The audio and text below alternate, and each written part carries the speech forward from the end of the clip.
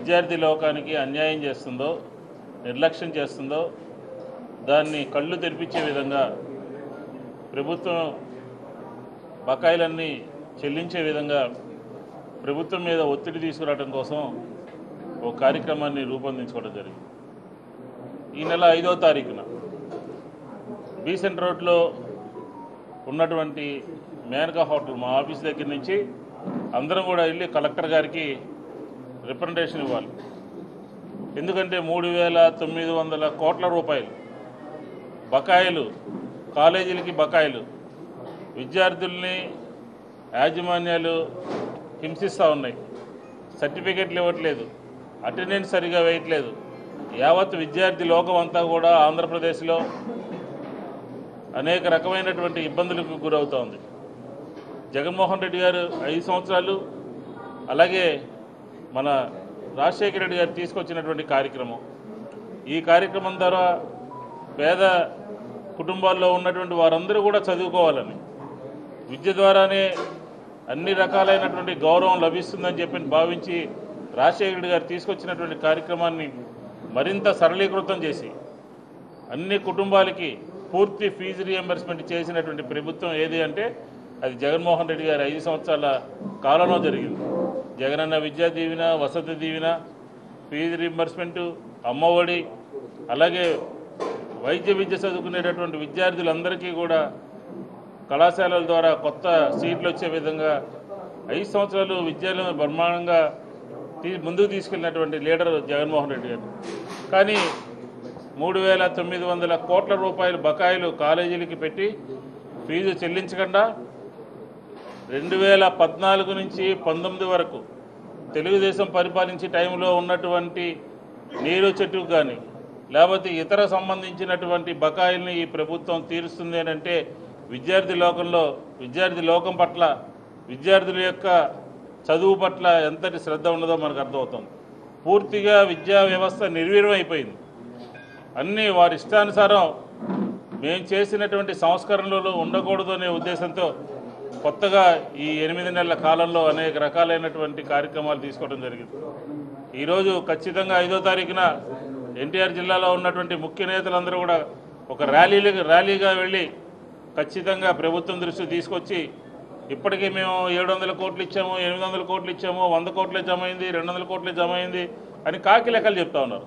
ఇది కాదు, సంపూర్ణంగా పూర్తిగా విద్యార్థుల తల్లిదండ్రుల లేకపోతే వారికి సంబంధించినటువంటి అకౌంట్స్లో పూర్తిగా నిధులు జమ అయ్యేంత వరకు 5వ తారీఖు లోపు ఈ విద్యార్థి లోకానికి సంబంధించినటువంటి అకౌంట్లో డబ్బులు జమ చేయాలి అని చెప్పిన వైఎస్ఆర్ కాంగ్రెస్ పార్టీ డిమాండ్ చేస్తూ ఉంది.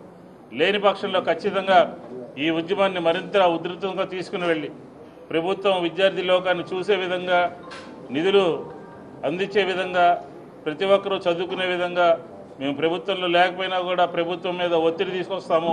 దానికి రేపు 5వ తారీఖు నాంది పలుకుతున్నాము. ఈ కార్యక్రమంలో ఎన్టీఆర్ జిల్లాలో ఉన్నటువంటి ప్రతి ఒక్క వైఎస్ఆర్ కాంగ్రెస్ పార్టీ వివిధ స్థాయిల్లో ఉన్నటువంటి నాయకులందరూ కూడా ఈ కార్యక్రమంలో పాల్గొనాలని వైఎస్ఆర్ కాంగ్రెస్ పార్టీ తరఫున డిమాండ్ చేస్తాం.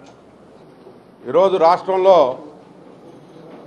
పరిపాలిస్తున్నటువంటి ప్రభుత్వం, కూటమి ప్రభుత్వం, విద్యార్థుల మీద కాలకూట విషం చిమ్ముతా ఉంది.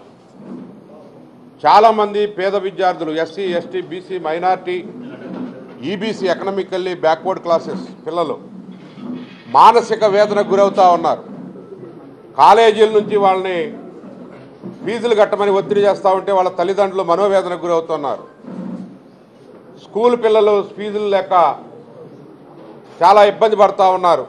తల్లికి వందనం అన్నారు, ఆ వందనం మరి ఎప్పుడు చేస్తారో షెడ్యూల్లో ప్రకటించట్లేదు.